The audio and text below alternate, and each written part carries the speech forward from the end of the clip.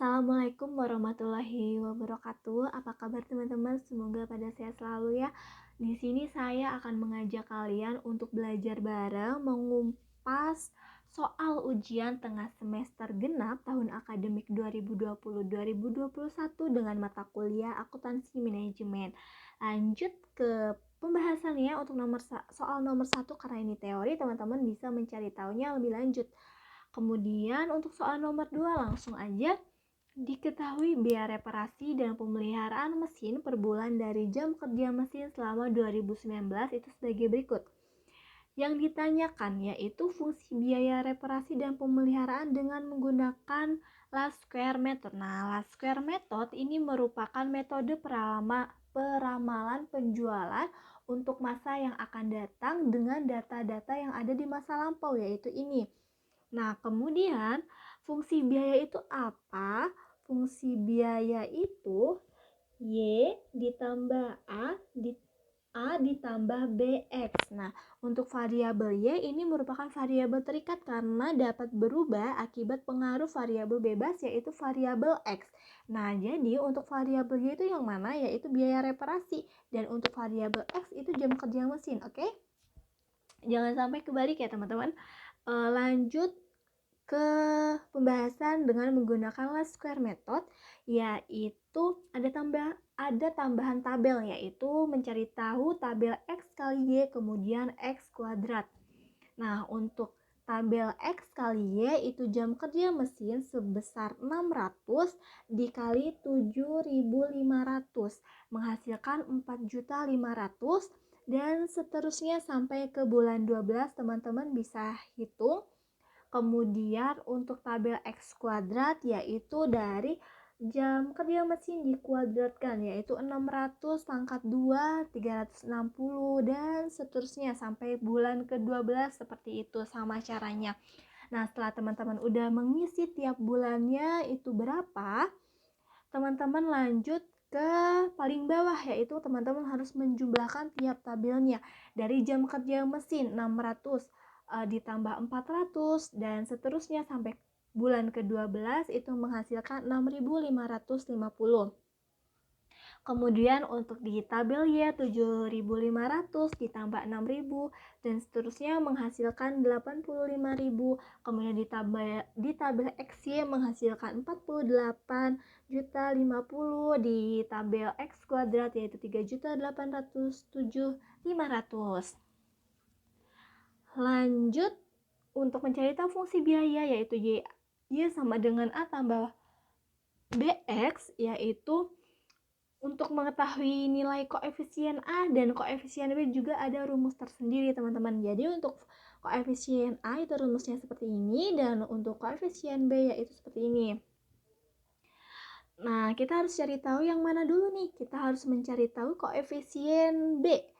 Kenapa? Karena di koefisien A kita harus tahu nih hasil dari koefisien itu berapa, sedangkan di koefisien B tidak ada koefisien A yang harus dicari tahu. Maka kita langkah awal yaitu mencari tahu koefisien B, yaitu dengan cara N itu merupakan jumlah data. Jumlah datanya ada 12. Kemudian jumlah dari X kali Y. Pokoknya ini ya teman-teman harus ingat. Ini nanti dimasukkan di tiap rumus yang ada dimasukkan ke rumus. Nah, kemudian setelah dimasukkan data-data yang sudah dicari dan dioperasionalkan akan menghasilkan 7,12 sekian gitu. Teman-teman bisa membulatkannya menjadi 7,12 dengan catatan teman-teman harus mencantumkan nanti di lembar jawabannya itu hasil diperoleh dari pembulatan pengambilan dua angka di belakang koma, karena nanti kalau misalnya karena hasilnya akan beda-beda gitu, tapi selisihnya tidak begitu jauh, makanya harus dikasih catatan. Nanti boleh juga kalau misalnya teman-teman nanti mengambilnya yang langsung real gitu, yang ini nggak apa-apa gitu kan. Nah, untuk koefisien A lanjut kita cari tahu, masukkan lagi data-datanya dari data-data ke rumus.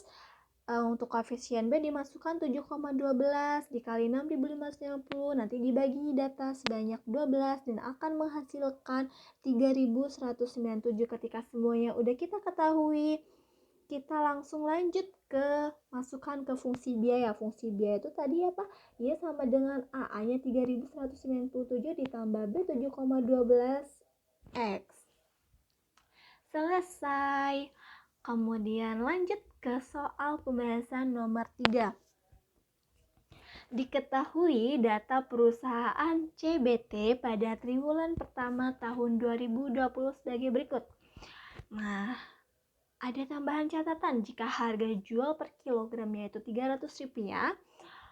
Yang ditanyakan laporan laba rugi triwulan pertama dengan menggunakan metode full costing. Nah, menggunakan metode full costing ini setiap biaya itu dimasukkan gitu, dijumlahkan gitu, entah itu dari variabel dan tetap itu masuk. Nah, sebelum menyusun laporan laba rugi, kita harus mencari tahu biaya produksi untuk variabel costing itu berapa. Bahan baku Rp20, upah langsung 15, overhead pabrik 5, dan menghasilkan Rp40 itu dari sini ya. Ini dijumlahkan sama teman-teman dan di bulan Januari, Februari, Maret itu sama semuanya. Dan untuk tarif OH tetap itu diperoleh dari overhead pabrik tetap yaitu 100.000 ini sama sampai bulan Maretnya, kemudian dibagi kapasitas produksi juga sama di tiap bulannya yaitu 10.000 kg dan menghasilkan Rp10. Lanjut ke biaya produksi untuk full costing, yaitu seperti yang saya udah katakan, yaitu biaya dari variable costing totalnya 40 ditambah 10 akan menghasilkan Rp50 untuk biaya produksi full costingnya. Kemudian lanjut ke persediaan awal dan persediaan akhir. Nah, persediaan awal ini umumnya didapat dari nilai persediaan akhir gitu. Jadi, kita harus cari tahu persediaan akhirnya itu berapa tiap bulannya. Di bulan Januari, persediaan akhir yaitu diperoleh dari 12.000 produksi dikurangi penjualan sebanyak Rp9.000, 9.000 kg. Itu menghasilkan 3.000 kg masuk ke persediaan akhir yaitu 3.000. Nah, Februari persediaan awalnya berapa? Yaitu masih ada di persediaan akhir bulan Januari yaitu 3.000 gitu, karena seolah-olah ini tuh belum terjual gitu teman-teman. Nah, di persediaan akhir bulan Februari itu berapa? Di bulan Februari 10.000 produksinya 10.000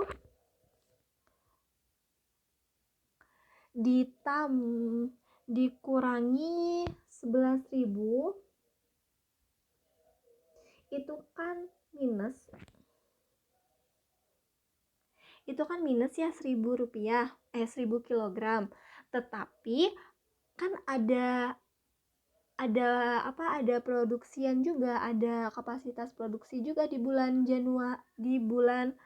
di awal Februari yaitu 3.000 kilogram. Jadi masih ada ditambah 3.000 kilogram itu menghasilkan 2.000. Nah, kan itu menjadi persediaan akhir. Nah, kemudian di bulan Maret itu tetap masuk 2.000 di persediaan akhirnya untuk menjadi persediaan awal, dan di persediaan akhir kita lihat. Ini di bulan Maret 9.500 dikurangi 9.500 berarti kan 0 gitu kan, sudah terjual, tetapi ada persediaan awalnya yaitu 2.000. Jadi ditambah 2.000. Jadi persediaan akhir pada bulan Maret itu sebesar 2.000 kg. Setelah selesai, kita mencari tahu selisih dari OH tetap. Yaitu dengan cara apa? Kapasitas produksi dikurangi produksi dikali tarif OH tetap.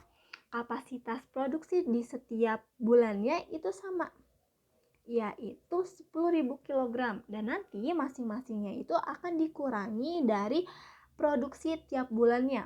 Misal di bulan Januari 10.000 kg dikurangi 12.000 kg, nanti dikalikan oleh tarif OH tetap, yaitu Rp10. Nah kan dimasukin langsung, untuk bulan Januari itu negatif 20.000, kemudian di Februari itu impas 0, di bulan Maret itu 5.000.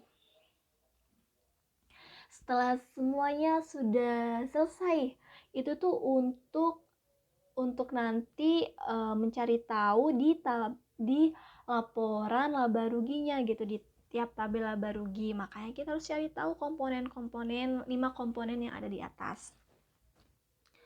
Lanjut ke laporan laba rugi. Oke,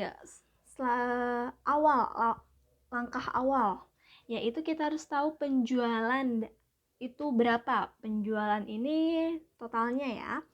Jadi hasil penjualan itu penjualan tiap bulan dikali harga jualnya,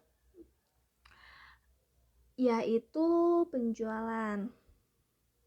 Kita balik lagi penjualan. Contoh di bulan Januari 9.000 dikali harga jualnya itu berapa? Harga jualnya itu ini.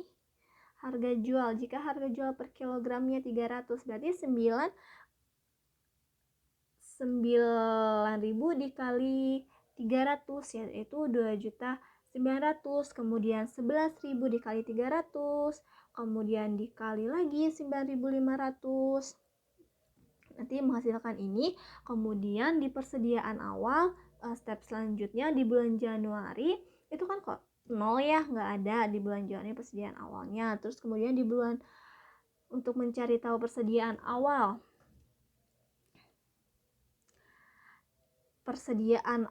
yaitu 30, kemudian di bulan Februari itu 3.000 dikali Rp50 dari biaya produksi full costing, berarti 150. Kemudian di bulan Maret juga 2.000 dikali 50 itu 100. Udah selesai. Kita lanjut ke biaya produksi. Nah, untuk mencari tahunya itu dari produksi dikali harga tiap biaya di tiap unitnya gitu, yang BBB bahan baku, BUL, BOH variabel, BOH tetap. Nah, kalau di full costing ini semuanya dimasukkan gitu kan. Variabel dimasukkan, terus BOH tetap juga dimasukkan. Gitu. Dari ini produksinya 12.000 dikali 20, kemudian 12 kali 15 kali 5, terus untuk BOP tetap gitu kan.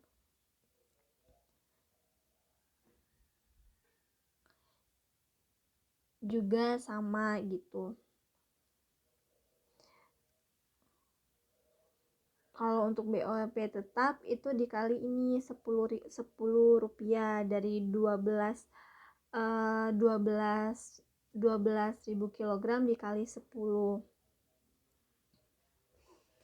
Dan teman-teman bisa cari tahu di bulan Januari, Februari, Maret itu sama.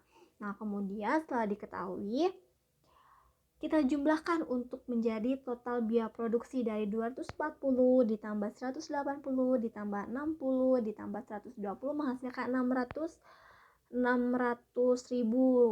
dan sama untuk bulan Februari dan bulan Maret. Kemudian kita mencari tahu harga produksi siap jual.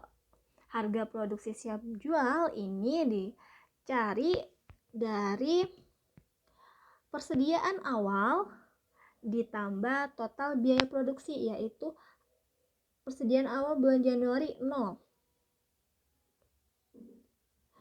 Kemudian ditambah total biaya produksi 600, jadi kan 600, kemudian 100 di persediaan awal Februari 150 ditambah 500, 650, benar, 100 ditambah 475, 575. Seperti itu teman-teman. Lalu lanjut ke persediaan akhir. Persediaan akhir ini sama kayak persediaan awal, bedanya kita komponennya itu di persediaan akhir 3000 dikali 50, 20 kali 50 dan dikali 50. 50 ini dari biaya produksinya ya. 3 kali 5 15, 2 kali 5 10, 2 kali 5 10. Tuh. Januari 150, Februari 100, Maret 100. Setelah itu kita mencari tahu harga pokok penjualan. Harga pokok penjualan ini dari harga pokok siap jual dikurangi persediaan akhir.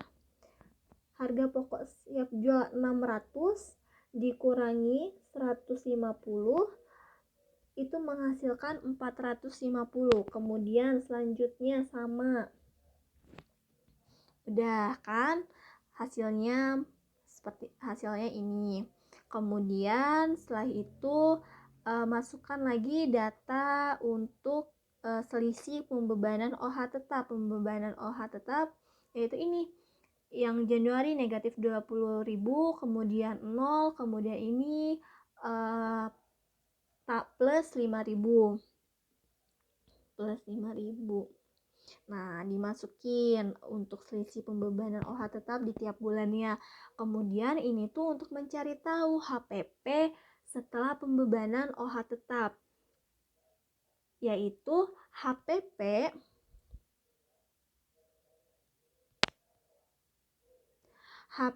dari 450 dikurangi 20 menghasilkan 430, kemudian 550.000 dikurangi 0, kemudian 475 ini ditambah 5.000 karena bernilai positif, yaitu jadi menjadi 480. Setelah selesai, kita bisa mencari tahu untuk selanjutnya yaitu laba kotor. Nah, laba kotor ini dari hasil penjualan yaitu di bulan Januari kita ambil 2.700.000 dikurangi HPP setelah pembebanan yaitu HPP setelah pembebanan OH tetap yaitu 430. Berarti menghasilkan 2.270. Kemudian untuk bulan Februari juga sama gitu kan. Menghasilkan 2.750 dan di bulan Maret juga sama. Lanjut ke biaya komersial. Untuk biaya komersial itu kita masukkan semuanya, biaya pemasaran variabel, kemudian di tetapnya, kemudian administrasi dan umum variabel, kemudian tetapnya juga sama. Oke, kita lanjut ke data. Kita lihat lagi ke data. Untuk biaya pemasaran variabel ya, yang pertama di bulan Januari itu dihasilkan dari penghasilan dari penjualan dikali biaya komersial variabel tiap ininya, tiap keterangannya. Nah, 9.000 dikali 12, kemudian untuk mencari tahu pemasaran, kemudian untuk administrasi dan umum variabelnya juga sama, yaitu 9.000 dikali 8. Nah, kemudian untuk tetapnya mana? Untuk biaya pemasaran tetap tiap bulan ini 90.000, sedangkan untuk administrasi umum itu 80.000. Lanjut, setelah kita udah tahu nih, kita masukin semuanya. Biaya tetap kan sama dan administrasi umumnya juga sama. Nah, untuk biaya pemasaran variabel tadi udah dikasih tahu, yaitu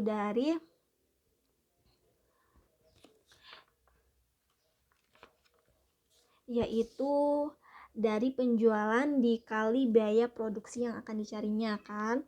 Setelah semuanya masuk ke data, kemudian kita totalkan dari biaya komersial keseluruhan, yaitu 108.000 ditambah 90.000 ditambah 72 ditambah 80 menghasilkan 350.000,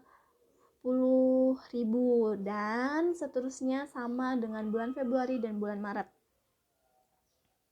Kemudian setelah itu kita masuk ke mencari tahu laba bersih operasi. Laba bersih